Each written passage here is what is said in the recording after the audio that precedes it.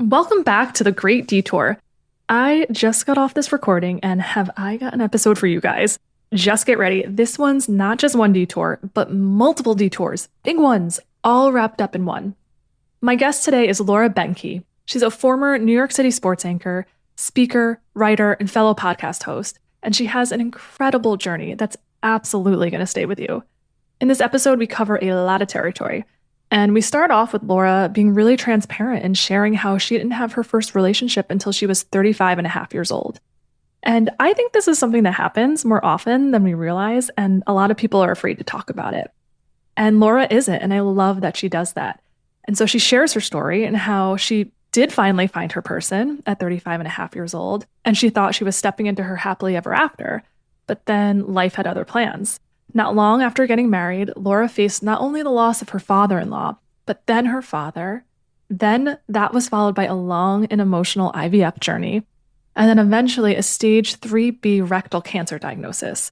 And mind you, this diagnosis came while she was navigating new motherhood with her 7-month-old. I honestly don't know how she's still standing. What I love most about Laura is the grace and the honesty and also the humor that she brings to it all. She's turned her experience into purpose, advocating for early cancer detection, having honest conversations around health, and the courage to live fully in the present without the pressure of timelines and societal expectations. This one's a longer episode, but it's absolutely worth the full listen. So take a breath, grab a cup of coffee or your favorite snack, and enjoy this conversation with Laura Behnke. And if you're enjoying the show, it would mean so much to me if you hit subscribe, leave a rating or review, and share the Great Detour with someone who'd love these conversations too. And now, here's my conversation with Laura. Welcome to the Great Detour. I'm Jess, your host. In this podcast, we talk about life's unplanned paths, those experiences that challenge and transform us in ways we never expected. Through honest conversations, my guests and I share inspiring stories and practical advice to help you navigate your own journey. I hope these stories inspire you to trust your path, embrace change with resilience, and step into your most authentic, empowered self. Laura Behnke, welcome to the Great Detour. Thank you so much for having me. I'm really, really excited to be able to chat with you today. I'm so excited to have you on the show. I first discovered you when I was listening to the Heal Your Heartbreak podcast, and I was listening to your story, and as soon as you started, I was like, oh my gosh, I need to have this woman on the show. And I hope you don't take this the wrong way, but you are an ideal guest for me because your life is just, you have detours for days. I do not take that the wrong way because that is life. And each chapter that has played out for me over the last 5-ish years has just further cemented the fact that plans, like what are those? What are those? And what we can have the best intentions and then just, we have no control over so much. And I am more than happy to tell my story because I want to help normalize detours and then the fact that this is just life. It is just part of life. And I think it's so important to talk about it because it normalizes it for everybody else. Because when you're going through it, I'm sure when you were going through your own detours, it can be really lonely and isolating. And you're like, am I the only one who's experiencing this? So important to talk. Absolutely. Especially in a social media world where you go on, you scroll and you're like, okay, so everyone else's life is perfect except mine. Cool. Exactly. It's a really lonely feeling. So I'm so happy that you're talking about it. And we're going to go through your story today. But one of the parts of your story that resonated the most with me was your relationship history. And I think that you and I both have very unique relationship and dating journeys on opposite ends of the spectrum. But my listeners know this. I have an interesting story in the sense that I was with my ex-husband from the time I was 17 to 35 years old. So my whole life I was with one person. My whole adult life I was never single, was in relationship. And then all of a sudden, at 35 years old, for the first time, I'm alone and have to figure out how to navigate life by myself and then also figure out how to date for the first time ever as somebody in their mid-30s, late 30s. And let me tell you, it is weird and humbling. It still is. I'm still almost 40 and I'm still single. But when I was going through it, I was the only person I knew who had a story like that. And it was really isolating at times. And then I heard your story, and though very different from mine, it was also unique outside of the societal norm. And I thought, oh man, she gets it. She knows this feeling of like, am I the only one who's having this weird relationship journey? So it really resonated with me. And that's where I would love to start, is just for you to give us a little bit of background on your journey in dating and relationships.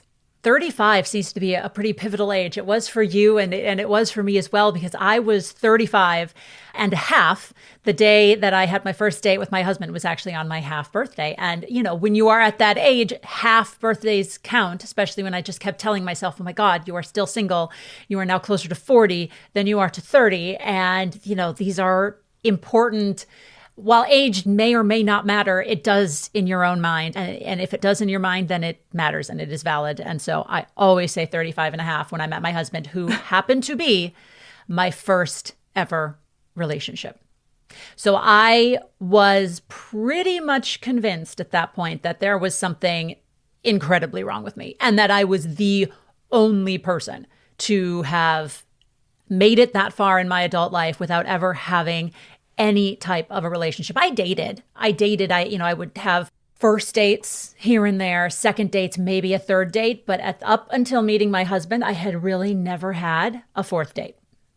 And that messes with your mind, hugely messes with your mind, to the point where if I had heard your story, I would have been envious of you, because while the pain and the heartbreak and just all the emotions that I can't even fathom that you have to go through when you have a divorce, especially after you're with somebody that you've been with since you were almost a kid, I would have been so jealous, because it might not have worked, but at one point you had found somebody who wanted to be with you.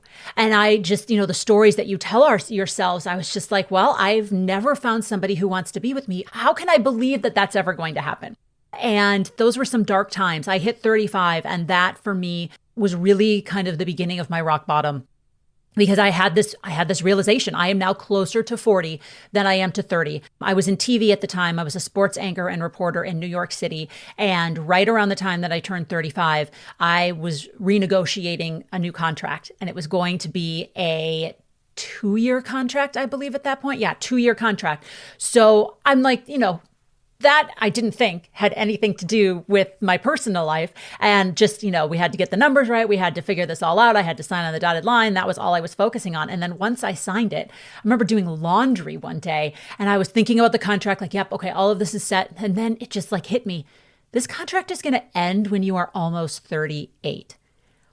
What if you are still single? And what if nothing has changed, but now you're 38? And that was so panic inducing for me.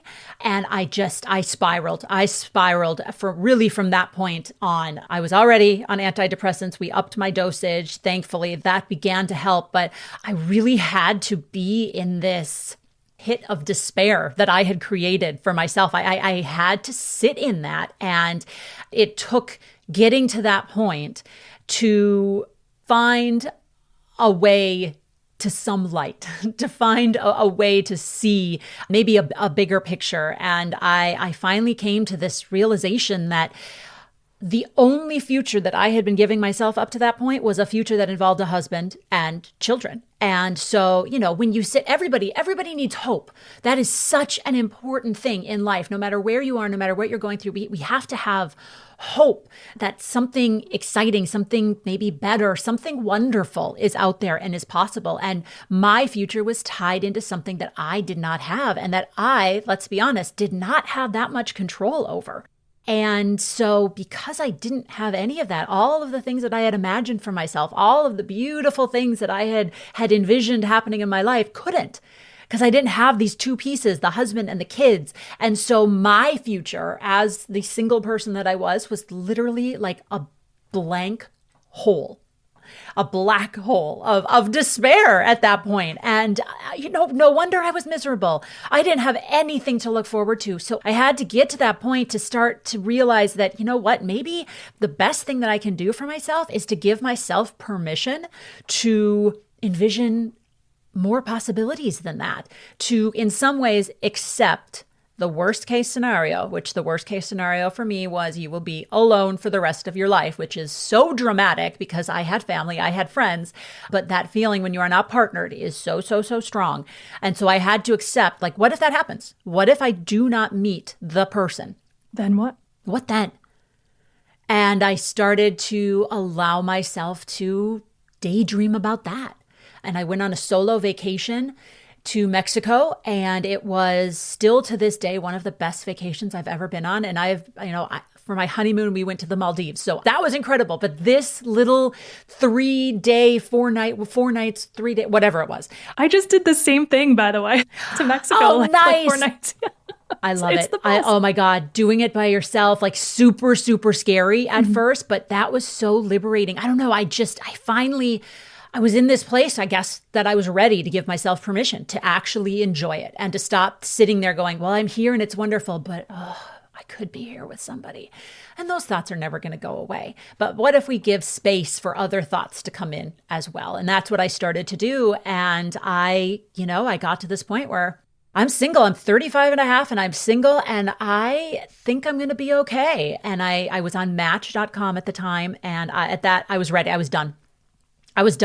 But my subscription, it was a monthly subscription. I still had like 2 more weeks left on it. And then I just wasn't going to renew.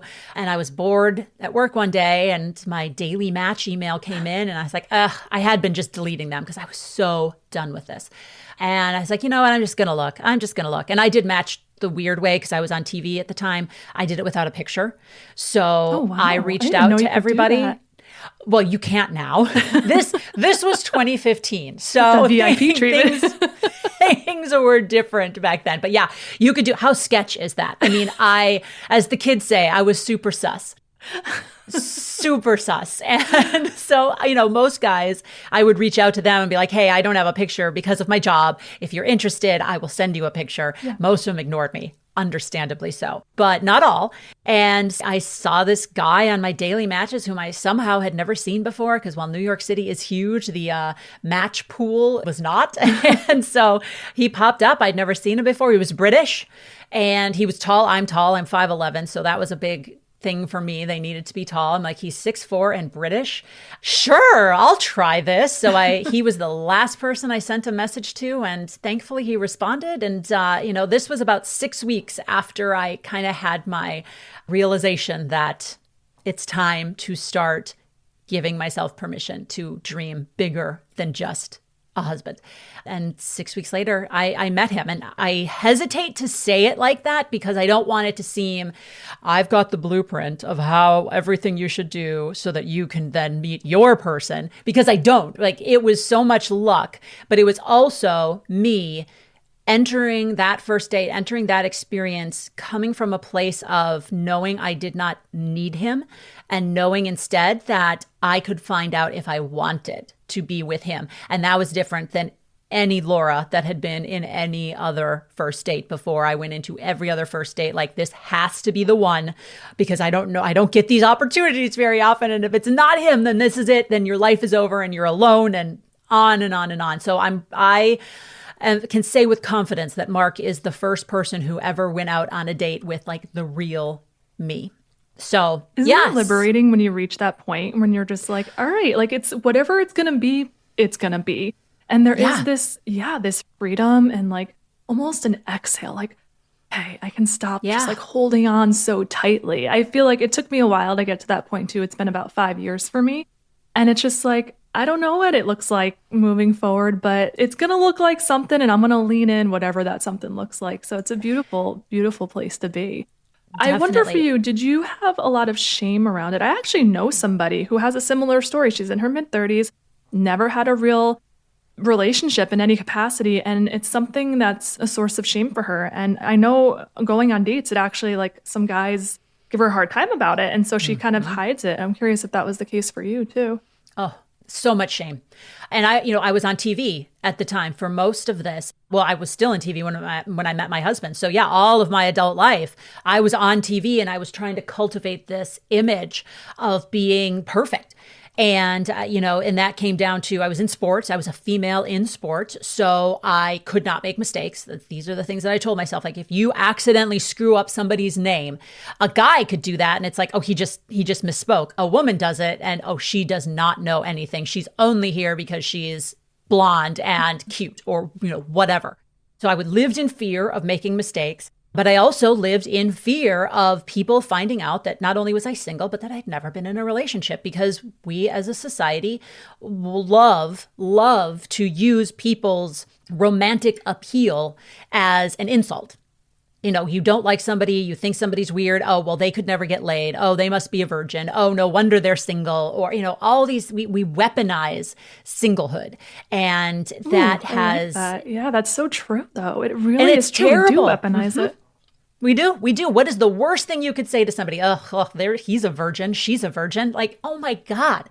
That is like one of the least interesting things about us. Mm-hmm. But I was so afraid. And my audience, being in sports, was primarily male. And I already felt like I was on thin ice with the person that I was putting out there. Like I could not give any more ammunition for them to question whether or not I should be on TV. As if being in a relationship made me somebody you should listen to more than somebody.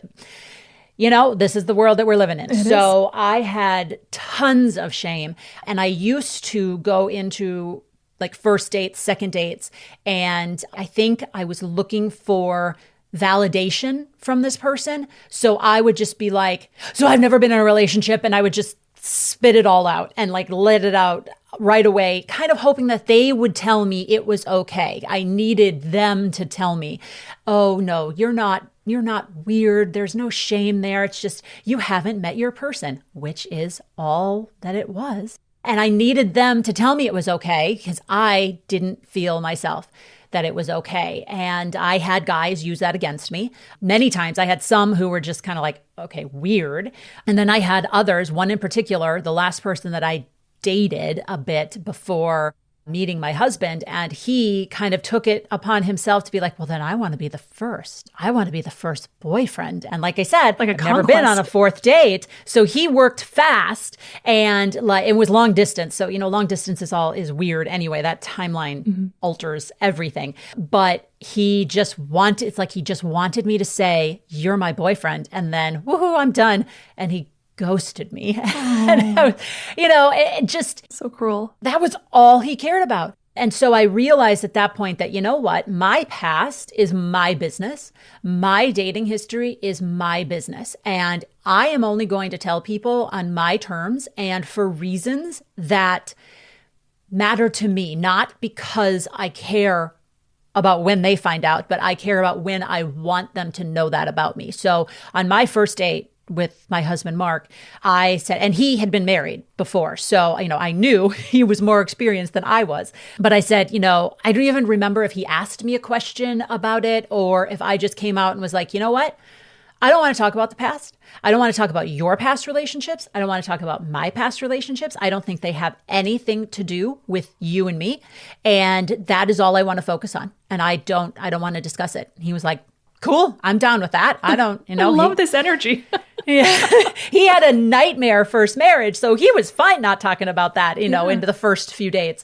And so that's how we went. And I think I even remember our third or fourth date, it coming up. And I knew he was different at this point. Like I'd made it to the fourth date. And I knew that this was just different. But I still was like, you know, I'm not talking about it right now. Mm-hmm. And I don't remember when I told him because honestly, it didn't matter. It really didn't matter. And, you know, I say all the time now to people who have never been in a relationship because there are so many of us out there and we don't know the others exist because of all the things that I just described. We are embarrassed. We don't want to talk about it. We don't want people to judge us. And also we're maybe wondering, what am I doing wrong? Why has nobody seen something inside of me? While it seems everybody else can easily find a relationship, even a crappy relationship, at least it's a relationship, which is not good, by the way. But, you know, that's how I was feeling at the time. But my past relationship experience has had absolutely no bearing on my future relationship success. And there's not a list of prerequisites you have to fall in love. There is not a list of experiences that you have to learn from, that you have to experiment with before you're ready for the one. Because when you meet the right person, that whole experience is new for both of you. No one has ever been in a relationship with each other until you're in the relationship with each other. So in many ways, past experiences, they have no bearing. They really do not. They might give people confidence just because they've been somewhere before, but they don't really matter. They really don't matter with the right person. And if anyone is giving you a hard time about your lack of relationships, that is not your person. Move on. Exactly. Move on. Did you know within the first few dates, like, oh my gosh, he's the one? Like, how did you feel? Were you nervous? Like, what did it feel like after all that time? Well, I came into this date, that first date, that whole experience different than any of my previous, because I had, and this is a longstanding joke now that my husband and I have with each other. I had previous first dates where I came home and I was like, that was the best first date ever. Oh yeah, that I had was those too. Amazing. Oh my God, this is it. Like this could be it. That was so good. And then I never hear from him again. Or maybe we go out one more time, but no, most often if it was the best first date ever, it was also the only date that we ever had. New York men, and I'm sure that this is common everywhere, are really, really good at telling you everything you want to hear. Oh girl, yes. Yeah. It's like a sport. I mean, and in some ways it's so they can sleep with you, but not always. Sometimes it's just like, I don't know. Are you just looking for an ego boost? Are you sitting here listening to what I'm saying so that you can just parrot back whatever you think I want to hear because, oh, I bought it. Like I was in. And he was like, just kidding. So I came into this date and I was like, you know what? The only thing that matters to me, the only criteria I am going to use moving forward about whether or not there's a second date or a third date, if he is asking, do I want to keep talking to this person? And that's what I used. I did not kiss him after the first date. And he still gives me a hard time about that. I was like, no, that was too soon. Like, no, I don't know. But a friend of his asked us once we had been together for like a month or so. And the first friend of his that I met, he's like, so was your first date just amazing? I was like, it was fine. It was fine. He and must he be was so like, flattered, your husband. I know. And Mark was sitting right there and he's like, and the friend said, oh, so it was adequate? I'm like, well, yeah, definitely. It was adequate. So that is the joke now, that our first date was adequate. Is that what I should be aiming for now? An adequate? Adequate was what I wanted. That was what I wanted because I was terrified if he was going to end up being like the best first date ever, because that, first of all, it's an illusion, but also it had just led to so many bad things. But yeah, he said that it was adequate. And that was all that I wanted because I did not want all that drama. I did not want all that, like him trying too hard. I just wanted a real conversation and I wanted it to be enough to make me want to continue it. And it was. And my husband also did something that nobody had ever done before. He asked for the second date before we finished the first date. And so, in that moment, I didn't even really think about it. It was just like, well, yeah, I would like to continue this conversation. And that's how I let it go for the first few dates. And honestly, I almost broke things off before our third date or right around the third date, not for anything that he did, but because I was at such a good place personally and single, and I just was feeling so empowered in the life that I could create for myself that I was terrified of what would happen if things did not work out with him, if that would take me back and set me back from all of the progress that I had made. And, I knew I was feeling good, but I didn't know how much I could trust it. And I just was so scared that one hiccup would just erase everything. And so I was going into that third date. He was doing everything right. He had asked for the third date. We'd planned it before the second date ended again. And, I knew he was interested. Everything was great. And that was part of what was scaring me the most because I knew I could like this person. And I just was afraid of what would happen if I did. So we went to the third date. I met him at a bar after work and got to the bar and it was empty. Nobody was there yet. But as I walk in, I see him at the bar. Even though no one is there, he's like carefully arranging bar stools so that we would have the perfect angle to be able to talk to each other. And I just looked at him. I know. I just looked at him and was like, I don't want to stop seeing him. I don't want to stop this conversation. And so at that point, I was like, you know what? Whatever is going to happen is going to happen. And yep, if he breaks my heart, if this does not work out, it is probably going to set me back a little bit, but I don't think it's going to set me back as far. And even if it does, I know I got to this point and I know I'm stronger now. So I'm going to be okay, whatever happens. And part of being okay is letting myself experience and giving myself opportunities to see what happens, because you never know. And that third date was a big turning point for us. We started to talk a lot about a variety of things. It was springtime, so I was covering the Rangers in the Stanley Cup playoffs, and that can be an absolutely crazy time. I could be traveling, I could be gone, I could be working, 3 straight weeks. And I laid that all out for him. I'm like, this is kind of a really bad time to start a relationship because my schedule is completely unpredictable. And he just said, I'll be here. Oh gosh. I'll be here. Whenever you're here, I'll be here. When you're not, I will still be here. And it's okay. I'll be here. And that, I knew he was different. This was the end of May in 2015.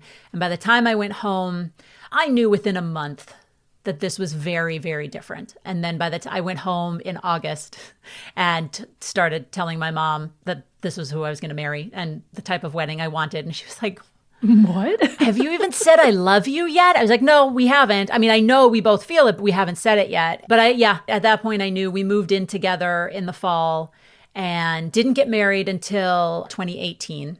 But it was just so different than anything I'd ever experienced. And for him too. He had been married before, but he had never had a relationship like this. So, even his past experiences, while he had been in relationships, they tripped him up in different ways too. Like he hesitated to say he loved me because it had not worked out the last times he had said it. And so, there are, no matter what, you bring past experiences in, and we're all just trying to work around it.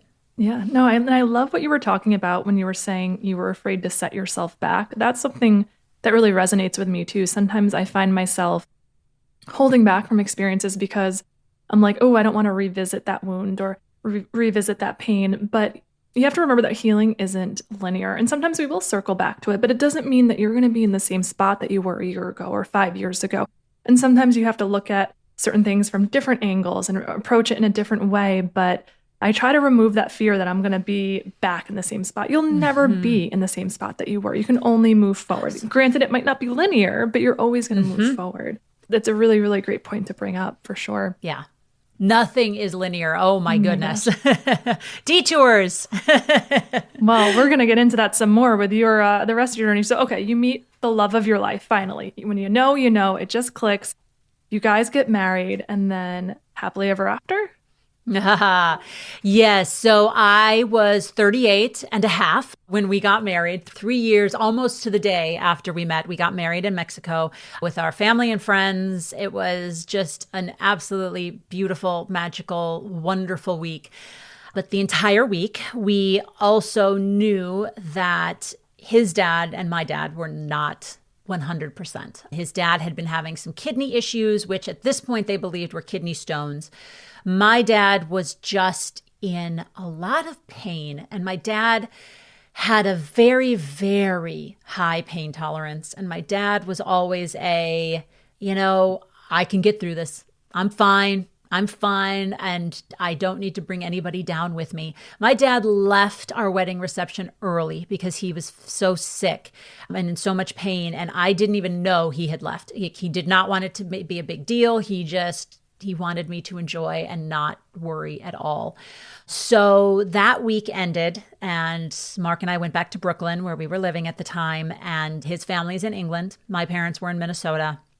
And 2 weeks, our 2-week anniversary, Mark was still at work. I was at home. I was out of TV at this point, so I was trying to navigate things, working for myself and figuring out what was next for me. So I was home, and Mark's parents called me. I'm like, why are they calling me? That's interesting. And it was both of his parents on the phone, and they told me before they told Mark that his dad had been diagnosed with kidney cancer. And they were telling me first because they wanted me to tell them how to tell Mark. I'm like, first of all, you have to tell him. Like I can't know this and him not know this. Like you guys, you need to do it. And they're like, well, when does he come home from work? I said, well, I know too much. I will do my best not to tell him, but I'm going to get him home from work as soon as possible. And we will, call you back.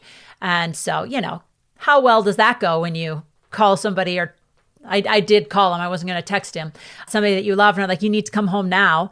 He knew something was terrible. And so he came home. We talked to his parents, and we found out his dad had been diagnosed with kidney cancer. And Mark's family is very British. They're very stiff upper lip. And they didn't want to bother us with his treatment plan. They didn't want us to be worried when it is impossible to not worry about the people that you care about. So we didn't really know how bad it was. It was bad, but they didn't tell us. He didn't even tell my mother-in-law how bad it was initially, but it was not great. And meanwhile, that a few days after that, my dad had finally gotten into his prostate doctor, and he had a terrible, terrible prostate infection. So in order to do anything further with testing and finding out what was wrong, they had to get the prostate infection under control. So he began a 30-day round of antibiotics. And once that 30 days was up, then they would be able to test for cancer. Then they would be able to do all that. And I remember having that conversation with him, and I was like, wait, so is this just a prostate infection or is this cancer? He's like, well, we don't know. We won't know. We have to wait. And I think he knew. I think he absolutely knew. And so, 4 weeks later, we found out my dad had a very advanced, aggressive, and rare form of prostate cancer. So we launched into both fathers being in treatment. My dad was, like I said, was in Minnesota, so I could go home more easily than Mark could. I went home for some of the treatments to try to help. We were still very optimistic with both of them that things would be okay.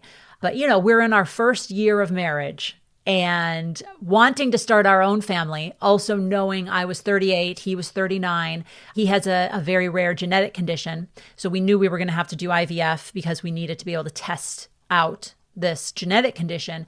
And we were kind of like in a standstill to try and get that process going because we were so wrapped up in what was happening with our dads. We ended up losing my father-in-law July, so just over a year after our wedding. And while we were in England, on the day of the funeral is when we found out that my dad was now terminal.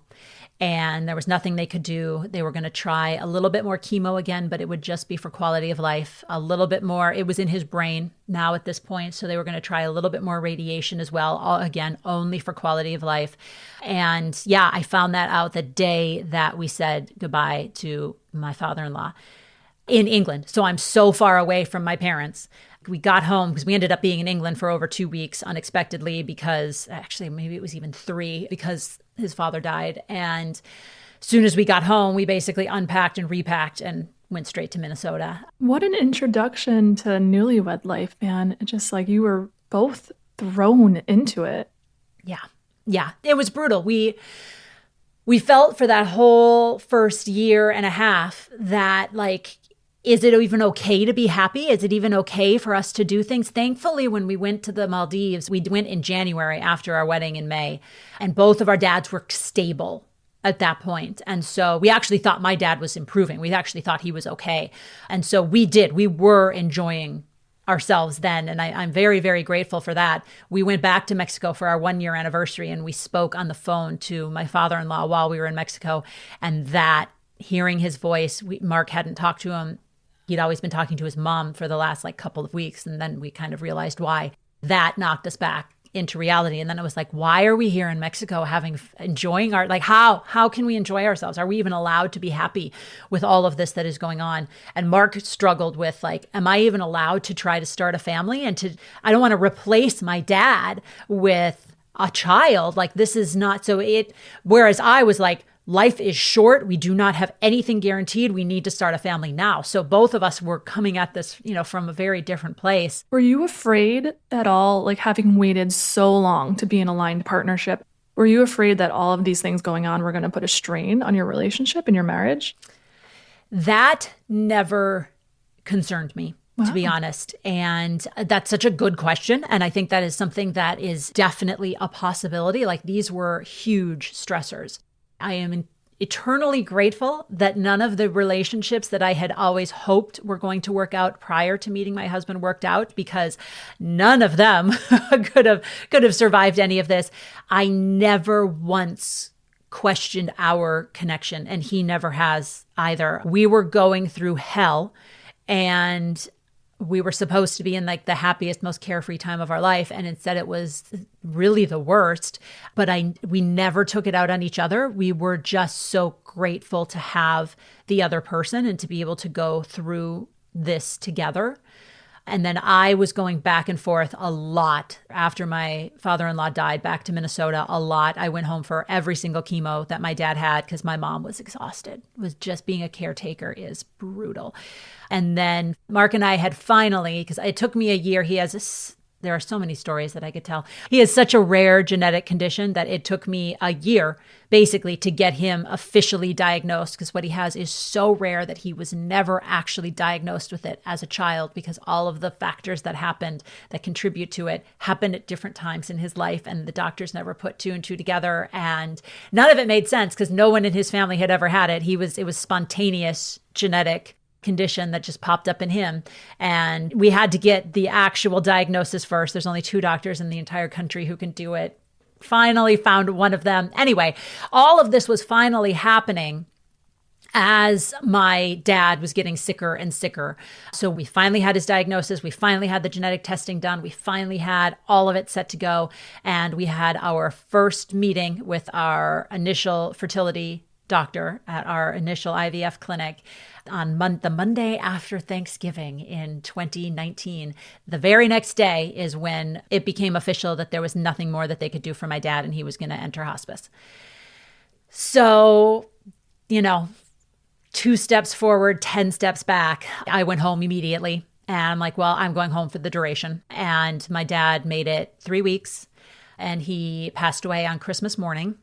And in our house, in my childhood home, with my mom and my brother and our dog right by, which was a lot, a lot. We thought 2019 was the worst year of our lives. It wasn't a good year. It was pretty terrible. I remember New Year's Eve of 2019, we were back in England. Oh, because the day my dad died, we called my mother-in-law to tell her, and my brother-in-law answered. And he was like, oh no, mom's out on a walk. And what's going on? And we said, my dad died this morning. And he was, condolences, obviously. And so he's like, well, I don't even remember what excuse he gave us for his mom not coming to the phone. But I went off to go, I don't know, I think I tried to lay down because I hadn't slept for days. And Mark's brother called him back and told him that his mom had had a stroke and was in the hospital. It was one hit after another after another. Yeah. My mom basically kicked us all out of the house the day after, I think the 27th of December. She sent my brother and his wife home to California. She made us go back because she knew we had to go to England. And we were just going to do a celebration of life for my dad a few weeks later. So she kicked us all out and we flew right to England. And again, went home to New York, packed, unpacked, repacked, got on a flight. And we're there for New Year's Eve and thinking, okay, 2020, this is going to be our year. Oh, 2020, 2020, this is it. This is it. Yeah, so still grieving pretty heavily. We were ready to start IVF. We were moving forward. We were all set to begin with my cycle, the way it was all lined up. We were going to have our first day of stimulation because my period was set to begin on March 17th, 2020. And on March 16th, 2020, all IVF clinics throughout the country shut down because of COVID. So we had to stop and we had to wait. And at this point, I am 40 and I felt like as I was sitting there, I could feel my eggs getting older, and just again, the completely irrational fears, but also rational. I mean, I was 40. You don't know. The honest truth about fertility is you could be 24, you could be 20, you could be 40, you could be 45. You do not know until you start. You have no idea if it's going to be easy, if you're going to struggle. And so we had to wait a few months. Finally, in end of May, they started to bring patients back in and they started to get back into the IVF process. And so we had our first round in New York and had 0 healthy embryos. Oh, so that's so hard. One of my best friends went through this process and just remember standing by her side and hearing about this. And it's just like the most heartbreaking process ever. It really is a form of heartbreak. It really is. Absolutely. I was never pregnant, but we had 4 embryos, 3 that made it to maturity, so 3 that could get genetically tested. I was obviously, like I said, never pregnant with any of them, but they were ours. And when you get the genetic report back, it tells you the gender. And so I knew those were 3 little boys that were not healthy enough to be implanted. And those were 3 losses, right there. And, I had gone into IVF thinking, I've never had any fertility issues. I've also never tried to get pregnant, but I never had any. My period was always regular. My mom had endometriosis terribly. I somehow did not get that. And so I never had any concerns. Our concern was that the 50% chance that Mark's genetic condition would be passed down. So I was like, well, 50-50 chance. Even though we only got 4 eggs in our first retrieval, which is not very many, I was like, just, 50%, that should mean that maybe 2 of them are okay. But I was 40, but my eggs were playing a little bit older than that. And most of the issues we had with those 3 embryos, well, all 3 of them were affected by most likely my eggs and had genetic abnormalities. And one of them, I think, had Mark's. So at that point, we moved from New York City to California. We were, in the middle of COVID. It was April, May of 2020. And we didn't want to be in New York anymore. It was, ground zero for COVID in the United States. It was terrifying. We had already had plans to leave. My brother was in California and we really wanted to be close to family.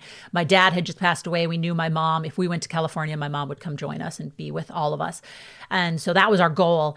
COVID sped it up. So we ended up moving right after that first round. So we got a new clinic in San Francisco and started the whole process again, went through a second round, and then a third round. I have to ask, did you unravel at any point? You just had blow after blow after blow in your life. Like, did you fall apart at any point? Yeah, oh God, all the time, all the time. If you scroll back on my Instagram, my social media, I was posting every single day, working for myself, trying to hustle and do all the things and actually figure out what it was I wanted to do. Right around the beginning of COVID, I was still like, we're all in this together. Let's do it. We can handle this. We can survive. And then I fall off the face of the earth. When we moved out here, I was exhausted. I was depressed. I was so sad. And we moved into this house, this beautiful house that we had planned to raise our family in. And I naively thought 1 round was all we needed. And so I thought I would be moving here pregnant. And so I'm doing this interview in my husband's office, which we had initially said would be the nursery. But once we moved in, I'm like, I cannot look at that room empty. Like, you need to take that as your office. So he did. And we sorted things out later when we eventually did have a baby. But I could not walk past this room and have it be anything resembling like a nursery in waiting. So I disappeared. And we were all, quarantined anyway. So it's not like I was canceling plans with friends and everything, but had I had them, I would have. Yeah. It was just the 2 of us. Like, we were just trying to survive and trying to get through together. And it was brutal. It was absolutely brutal. And each round of IVF, you always just hear about like the final numbers and the final results, but the waiting through each process, each point in the process is excruciating. There's the days and days of shots, wondering, each morning you go in for monitoring, you kind of get an idea of how many follicles might be there, but you don't know for sure. And so you're waiting each day, you're waiting to see if they've developed, if they're following the plan, if it's going to be a successful retrieval. Then you have the retrieval, and then you have to wait to find out how many were mature. Then you have to wait to find out how many fertilized. Then you have to wait the 5 to 7 days to find out how many matured to blastocyst. And then once that happens, then you have to wait for us the 2 weeks to send the samples to an outside lab because they had to test for Mark's condition. So it wasn't just your standard genetic testing. And then there was that 2-week wait. And it just was exhausting. So at the end of the 3rd round, when we found out that that was done, and we thought we were done at 3, my husband thankfully had incredible health insurance through his company at the time, and they covered IVF at 90%. Oh, wow. So we were very, very fortunate. Yeah. Absolutely. But it was only for 3 rounds. And so in our heads, we're like, well, 3 rounds of stimulation, that's it. Turns out they consider a round, and this absolutely makes sense, as 2 parts. There's the stimulation and then there's the implantation. Well, we had never gotten to an implantation. So technically they covered 6 of these segments and we had only used up 3. So we knew we would need 1 for the implantation if we had it, which gave us 2 more opportunities, but we did not have 2 opportunities left in us. Like, I could not mentally do it again. So we decided, one last try. We are going to have a 4th round. We are going to do our best. We're going to see what happens, but we're not going to tell anybody this time. I could not keep giving my mom bad news updates. I could not, every time I talk to my mom or my, best friends, any updates? No, I'm dying here waiting for these updates. I cannot keep letting all of you guys know each step of the way. So we told no one. And the day after Christmas, 2020, I began our final round of stimulation. And a few weeks later, a month, I guess it would have been about almost a month later after the whole process plays out, we were driving to go meet my mom, who had moved out to California by this point, and got the phone call from our doctor that there was 1 healthy embryo, finally. And wouldn't you know, every single round, we ended up having, I think it was 11 total embryos that matured and were able to be genetically tested. Every single one of them was a boy, except the 1 healthy one, which is my daughter. Wow. Yeah. 1 girl. Here's to strong women. She is a fighter. Wow. Yes. You must have been so anxious going in with 1 healthy. I can't even imagine what that must have been like after all of that. I think because, maybe we can chalk this up to my naivete about the whole situation, because we were not doing IVF for any challenges that I had. And I think our doctors kind of fell in line with this too. We really, truly believed if we could just get 1, that my body had shown no signs of that being an issue, of carrying a pregnancy to be an issue. The issue that we had was the quality of my eggs. So I think we all believed that if we could get that embryo, we were in a really, really good position. And she was a very high quality embryo in all of the ways that they measure that. So I think, yes, absolutely anxious and worrying about, is this going to be okay? But from the very first blood draw, when they start monitoring the numbers to tell if you're pregnant or not, she was so strong. Like, I was fair. I didn't ever realize there were kind of like, especially in the beginning there are kind of varying degrees of being pregnant, because the cells need to be reproducing and splitting and growing at a certain rate. And so you can be, yes, pregnant, but we need to keep monitoring to make sure that this is going to actually turn into a viable pregnancy. And she was so positive, like, from the very beginning. So that may have been the least anxious I was in the whole process. But yes, you're still scared. And I mean, and anytime anything good had happened, something terrible was always around the corner. So yeah, we were very, very nervous.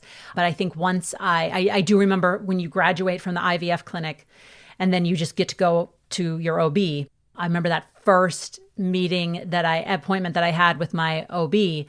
And she was like, "You're just a pregnant lady now. You're just a pregnant lady now. There's none of these other things matter." Yeah. I was like, thank you. Boring. I want boring. Exactly. Exactly. So you go through this crazy dating journey. You finally meet your person. You think it's going to be happily ever after. Okay. Then you get married and you have a lot of hardship, a lot of things not going according to plan. But finally you get this beautiful baby girl. Then everything works out. Everything's a bed of roses. You would think, right? So I had started having a tiny, tiny bit of rectal bleeding. The first time I noticed it was literally days before our embryo transfer.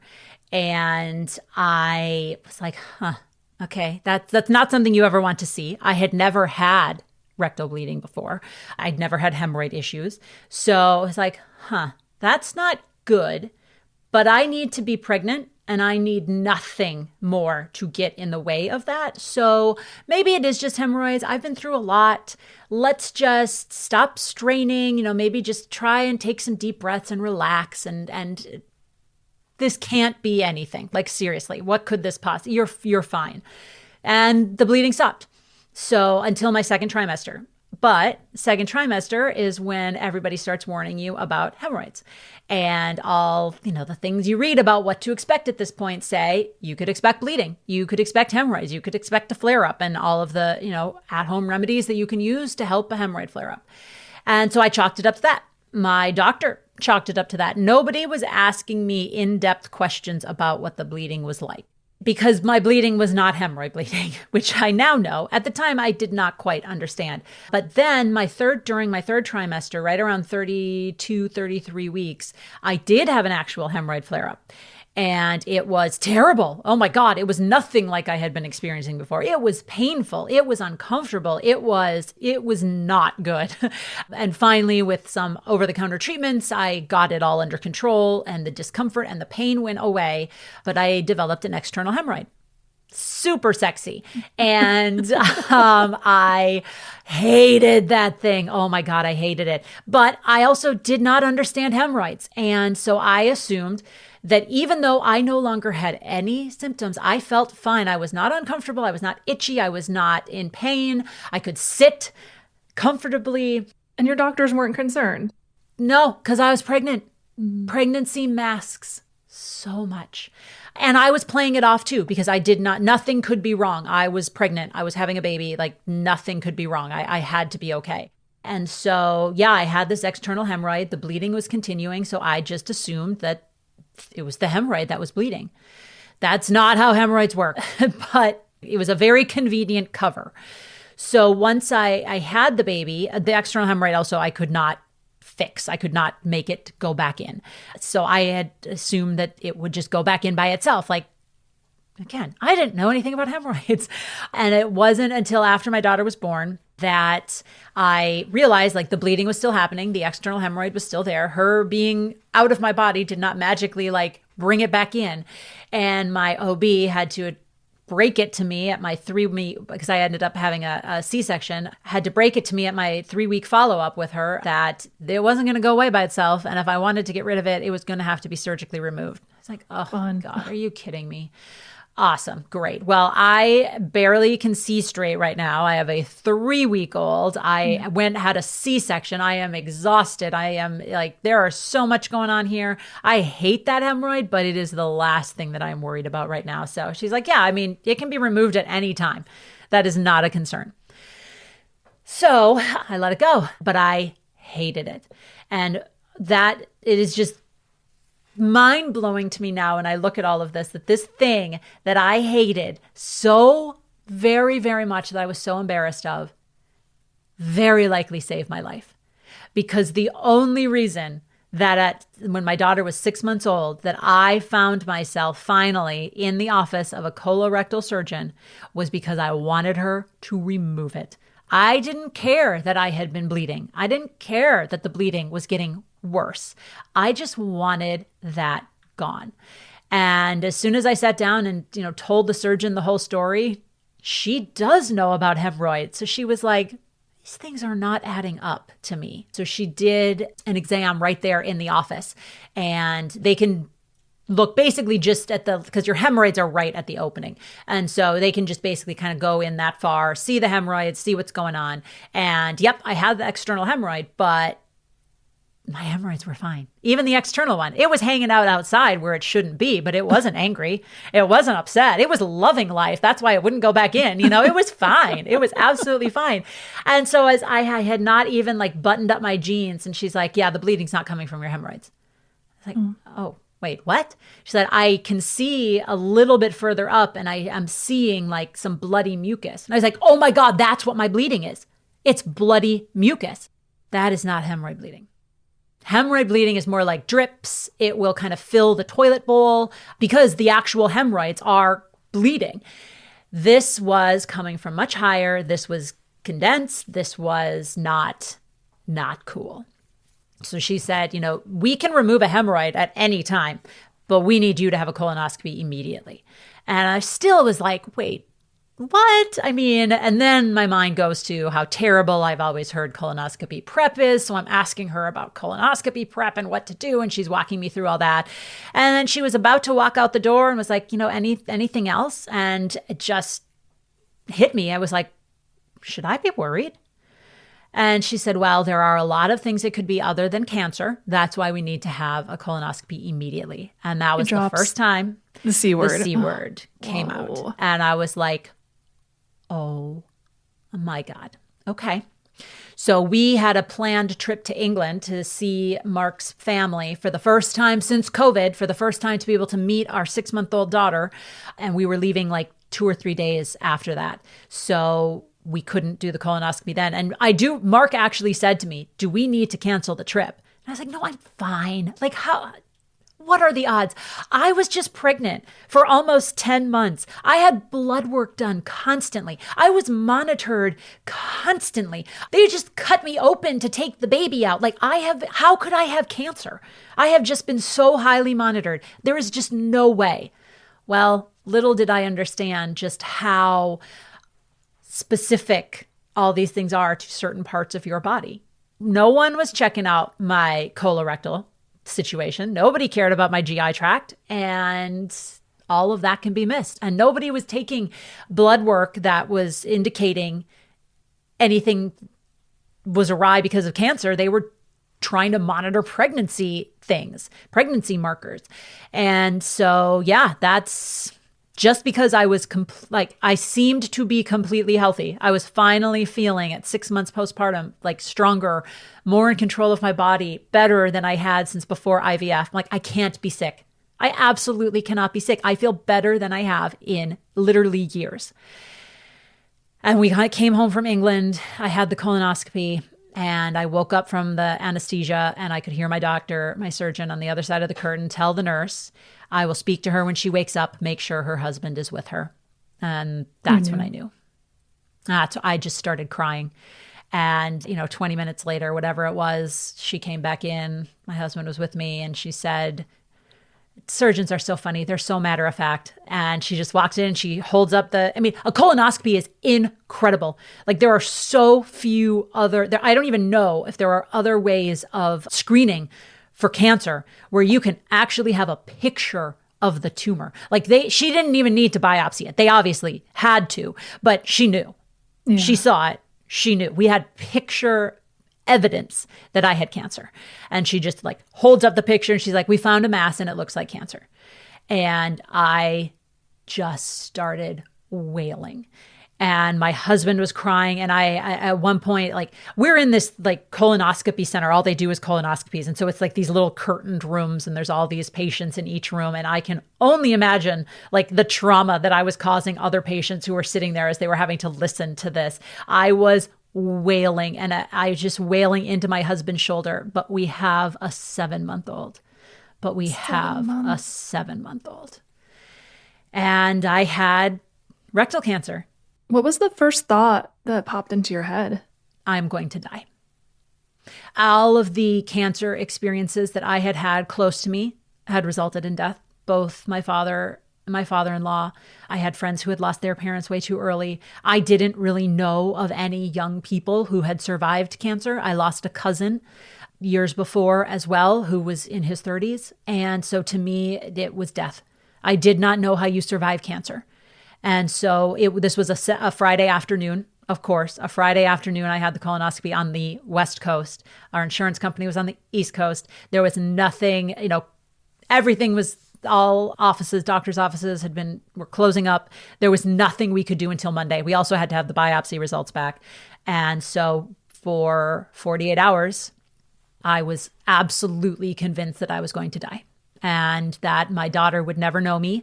And that this was it, that we had come this far and I could not survive this. And it was so terrible. Oh my God, it was so terrible. It sounds so sobering. Did you ever fall into kind of like that victim mentality of why me? I know I certainly have throughout my journey when I've hit my detours, because you experienced a lot of big things in a very short amount of time. So I feel like it would be a very natural thing to think, like, what the heck? Why do these things keep happening to me? Absolutely. I mean, absolutely. We stood in our kitchen the day after we got home from the colonoscopy, and both my husband and I are crying. Thank goodness my daughter was 7 months old, and she knew we were, they can sense energy and vibes and stuff, but, she had no clue what was going on. But my husband was just crying and just turned to me and said, I just want to live a boring life with you. That is, why can't we just have a boring life? Why does all of this keep happening? And I definitely felt that. He told me that, and all of the goals and aspirations and all these ideas that I had about what made a successful life, all absolutely flew out the window, because a successful life now for me was just living and just being with my family, seeing my daughter turn 1, seeing my daughter go to preschool, seeing my daughter graduate high school, seeing my daughter become an adult and develop into the person that she was going to be. And that's all I wanted. I did not care if I ever made another cent in my life. I just wanted to live. And the why me part, I definitely felt that to an extent. As I started going through cancer treatment, I dropped the why me more, because why not? Any of us could get cancer. It's such a bad luck thing. And it became more like, why not anybody else? Why does it feel like I am going through this absolutely terrible, awful, horrible ordeal, and you're planning your next vacation, and you're just worried about getting your kids to school, and you're just worried about planning for the holidays, and you're just enjoying taking your kids trick-or-treating, and why doesn't anybody else? And obviously there are many people who did know how I felt, but it doesn't feel that way. Why does no one else have to fight for some happiness? Why is it just me? Why not everyone else? And, it is still hard to think now, especially with the cancer thing and everything that I went through, that so few people actually understand that. And I'm grateful. Oh my gosh, this does not mean I want everyone to understand what I went through. It just feels like, why don't more people have to understand this? Why do I know it so intimately? And why do other people just get to go through life without it? And, that's life. It is life, and it's really difficult. My experiences have been so different, but I can totally resonate with that feeling of watching the world go on. And yeah, people booking their vacations and doing fun things, and then you're left carrying this big, heavy thing and sorting through it in the dark, it feels like. And it's just why is my life like this? And it just seems like nobody else is going through it. But we don't realize, like you said, is people are going through it in their own ways, and they're not always talking about it and showing it. And that's why I think it's so important to have these conversations. People are going through these things. You just don't see it. And it is actually quite normal. And all the hard feelings that are coming up, all the depression, the anxiety, all of that, that's normal too. Because Yes. those things do happen. And that was one of the questions I wanted to ask you as well. You were going through all the midst of this. How did you keep your mental health in check? I'm sure it must have been really difficult. So if there were any tools or resources, or how did you cope?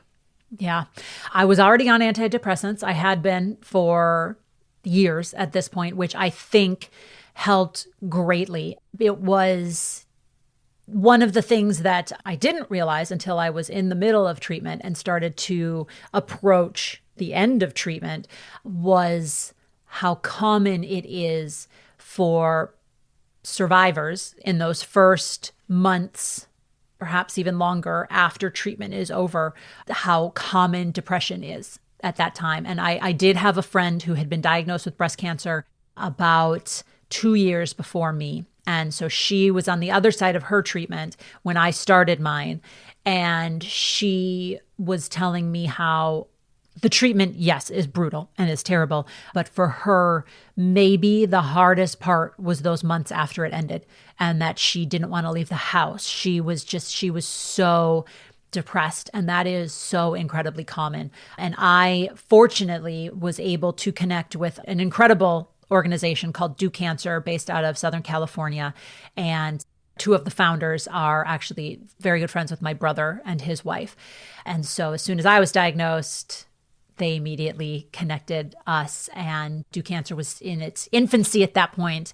But I was very, very fortunate to be one of the first people to go through the program. And the way they approach it is they know you have your doctors. They'll help you find second opinions and do things like that if that's what you need. But they know you have your doctors. They know you have the medical care team.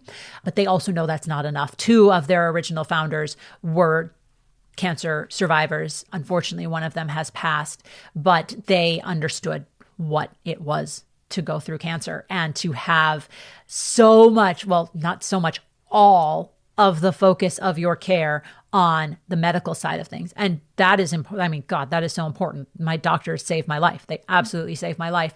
But I also needed a quality of life as well. And so Do Cancer steps in to help with that. So they set me up with not only a therapist, but a cancer therapist. She was a cancer survivor herself. And so this is what she does. She works with cancer patients. She was incredible. Absolutely incredible. I'm so grateful for her and being able to speak with her. And I didn't talk with her the whole way. I started with her the very end of my treatment and then leading into my surgeries. And I had her, I had hypnotherapists. I'd never done hypnotherapy before, but that was also wonderful. A breathwork specialist, a nutritionist, who really focuses more on kind of the mind-body connection and how we fuel our bodies, but also how we mentally move into survivorship. So I had those resources, which were so wonderful and have continued to help me. I'm now 2.5 years post final surgery, and I still am connected with some of those providers. And it's just, that was huge. That was hugely, hugely helpful. I also had, my daughter. I had this 7-month-old at the beginning of it, who was then a 15-month-old when I finished my surgeries. And having the sobering reality that at that point I had been sick for more than half of her life, and just how unfair that was. But I had her to fight for, and my husband to fight for, to be able to have many, many more years. And I was very fortunate. I was diagnosed with stage 3B rectal cancer, and they have come so far with treatments. And I was just so fortunate that damn hemorrhoid got me in when I did, that it had not metastasized, because once you reach stage 4, we are talking very, very different survival rates, which is why anyone listening, I don't care if it's rectal bleeding. I don't care if it's a lump that you feel somewhere. I don't care what it is. If you ever feel something is not right, especially if you are young and you are out of the range of where they would be expecting or considering that it could be cancer, advocate for yourself, and you have to get screened. You have to you just need to get screened. And especially for colorectal, no one wants to talk about poop. No one wants to talk about their butt. And I will now shout all of this. Like, I have talked about hemorrhoids in public so many more times than I ever would have expected. I would have been mortified 5 years ago to know you talk about hemorrhoids in public on a regular occurrence. And you were just worried about talking about your relationship history before. Now, right? Hemorrhoids. Oh my God, talk about Detours. Like, right? Holy crap. Literally. So, I mean, if nobody wants to talk about poop, and you don't have to talk about it at your next dinner party, but talk about it with your doctor. Mm-hmm. And as I found out, things like hemorrhoids and colorectal health are not things that your primary care doctor might be that well versed in. Yeah. So advocate for yourself if things do not feel right, if something feels off, if you ever have rectal bleeding and you've never had it before, if you've not already had a doctor confirm it's hemorrhoids or try to help you manage hemorrhoids or any of that, if you suddenly find yourself with rectal bleeding, go to your doctor now, please. Colonoscopy prep, not fun. It's one day out of your life to get the peace of mind that you are healthy, or to hopefully find something before it gets too bad. Because here's the amazing thing about colorectal cancers. It takes forever for those to grow. They begin as a tiny polyp. that can super easily be snipped off during a colonoscopy, and then you never have to think about it again, and it cannot grow into cancer. If we started having colonoscopies at like 20, we would eliminate colorectal cancer. Like, this started growing inside my body when I was probably early 30s. Oh, wow. It could have been taken care of. I love that you're talking about it so much because it's not something most people would think about. And the beautiful thing about all the detours that you've been through is you went through these difficult things, but now you're being so vulnerable and open and sharing them with other people and making an impact that way. And I think that's just such a beautiful, beautiful thing. It's like taking the pain and turning it into power and turning it into purpose and using it to help other people. Because I really believe that's why we're here, is to help one another, to serve one another. And I just think it's great that you're doing that. And I'm curious, like, what does your life look like now? I mean, you had a life full of expectations. A lot of those went to shit. So what are you looking forward to in the future? Or like, do you even think about the future in the same way? Yeah, it's a good question. It's a very good question. And I do just want to say too, that yes, I am very open about what I have gone through now. But when I was going through it, especially the cancer part, I could not share. Like, I was not I need to update you guys all every step of the way of what's going on. I needed to deal with it on my own.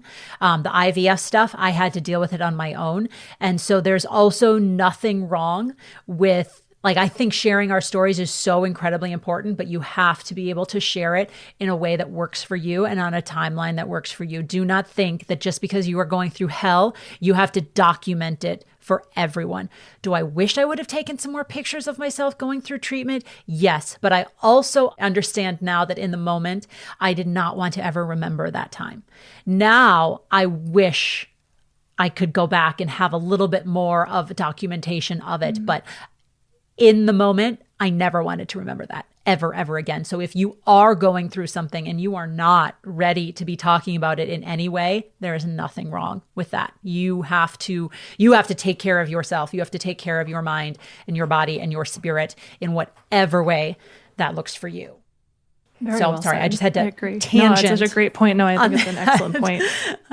But in terms of now, I am 2.5 years cancer-free. I still, though, live with the side effects every day, not necessarily of treatment. I still have some neuropathy from the chemo. I did not lose my hair, so I didn't have to, go through the emotional ride of looking sick because you don't have hair and then waiting for it to grow back and all of that. So I didn't have that, but I had part of my digestive tract removed. I had a temporary ileostomy bag for 7 weeks while we let the new connection heal. They removed half of my rectum and a portion of my colon and then reconnected the two.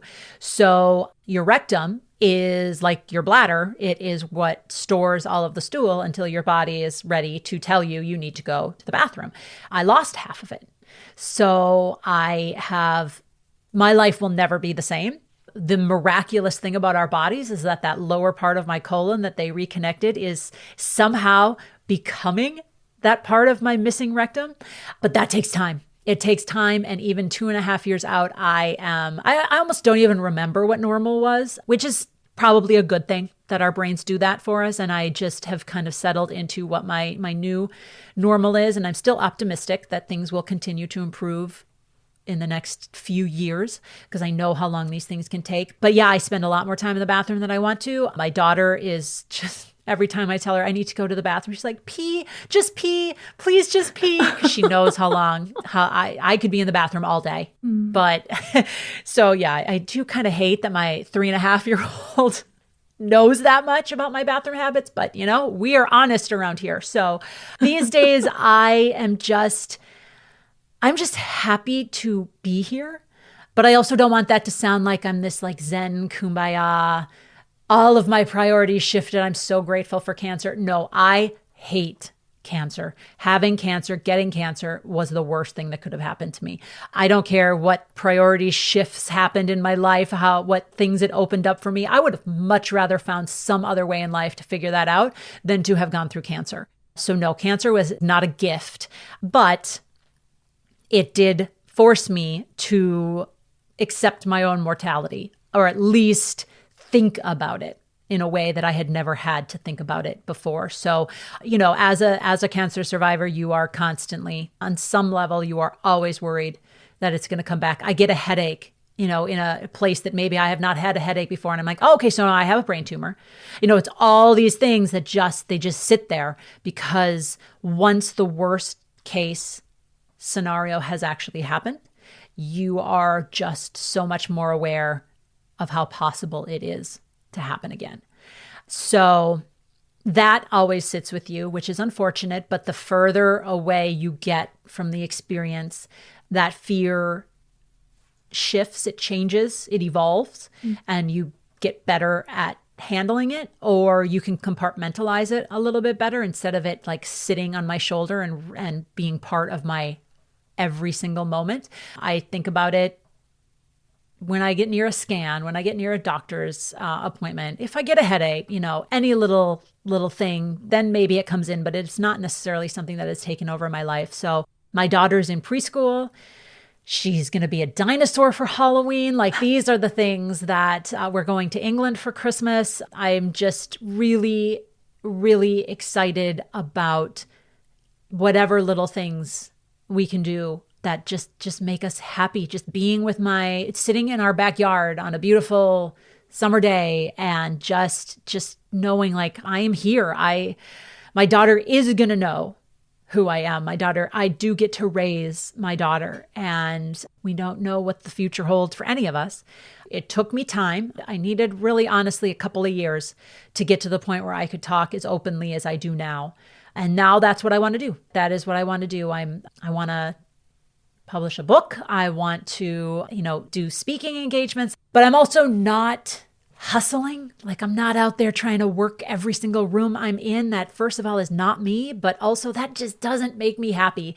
And maybe I will never be a bestseller, but I am just going to do the things that I feel good doing to the extent that I possibly can. So those are the things that matter the most to me right now. But I'm human. I still would like things to be more perfect, and I would like to be, more successful and whatever that means. But I always have this reference of how bad it can actually be and how much I have to be grateful for now.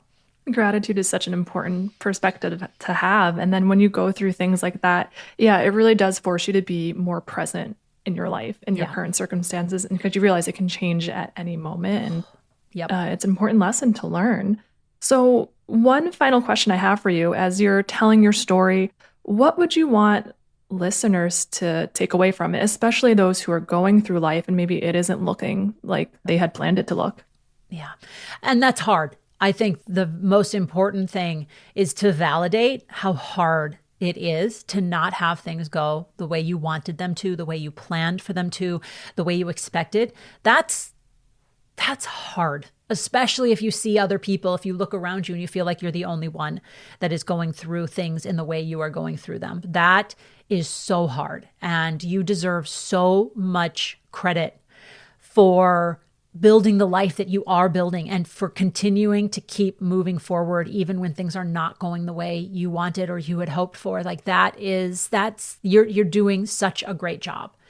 And I think it's also really important to understand that it's great to have goals. It's great to make plans. But if we are like living for that next milestone, if we just put everything, for me, all I wanted was to get married. I had told myself this story that once I reached that societal milestone, once I finally had a ring on it, once I was ready to start a family, that's when my life would start. That's when things like this was the hard part. Once I get that, everything is going to be okay. I just have to have that. And then everything happened once I finally got it. Like, life does not have a destination. Every chapter, every era, every path that we are on, it's not the end. It's not even getting us to the end until it is the actual end of our life. And have those goals, have those dreams, but also know that nothing is going to take away any of your risk factors. Nothing is going to make everything perfect. Nothing is going to make you immune to life continuing to happen.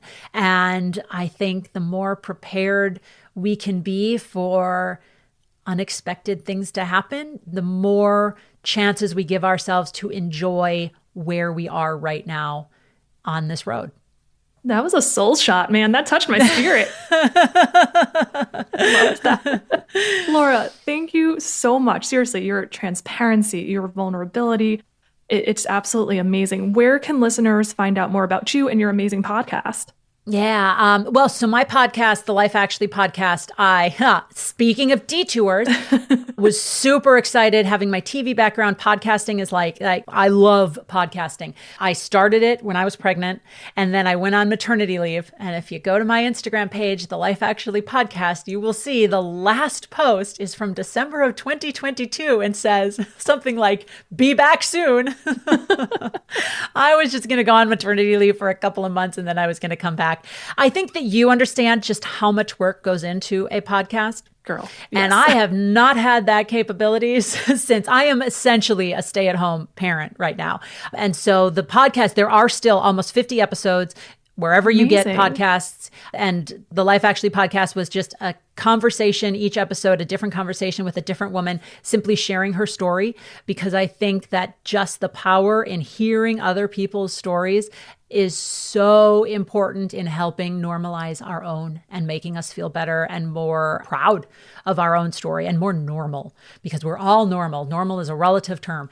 But anyway, so yes, the Life Actually podcast is out there, but the only postings were back in 2022. Doesn't make them any less valid, but I don't know if I will be able to resume that at some point. We shall see. They are great episodes, though. I was listening to them all week. Definitely go check it out if you haven't listened to it yet. There's some awesome women who were kind enough to come on with me and share their stories. So yeah, love it. But right now I'm focusing on the little time that I do have that is free for me on writing. So you can find me on Instagram at Laura Behnke. And then also I have a Substack called The Life Actually, where it is a weekly newsletter all about the realities of life. As I always like to say, there's the way you thought your life would go, and then there is your life actually. And really, it's the actually that makes it so special and makes it so important once we accept the actually and all that really entails. So Substack, The Life Actually. And yeah, those are the best places. Hoping a book will be not too far in the future, but we have no idea what's happening, so we'll see. Exactly. Well, thank you so much. I'll link all of that in the show notes. And again, Thanks. Laura, it's such a great conversation. I could not wait to talk to you. You did not disappoint. And again, I appreciate you just being so raw and honest and human. And I think it gives us all permission to be the same way. And it's just really inspiring to see you move forward the way that you do. So thank you. Thank you so much, Jess. This was a great conversation. Thanks for listening to The Great Detour. If you're enjoying the show, I'd love if you could leave a rating or review wherever you listen to podcasts. It really does help the show have a greater impact. Also, don't forget to subscribe so you never miss an episode. Have your own detour story? You can share it with me by visiting thegreatdetour.com or The Great Detour on Instagram. Thanks for taking this journey with me.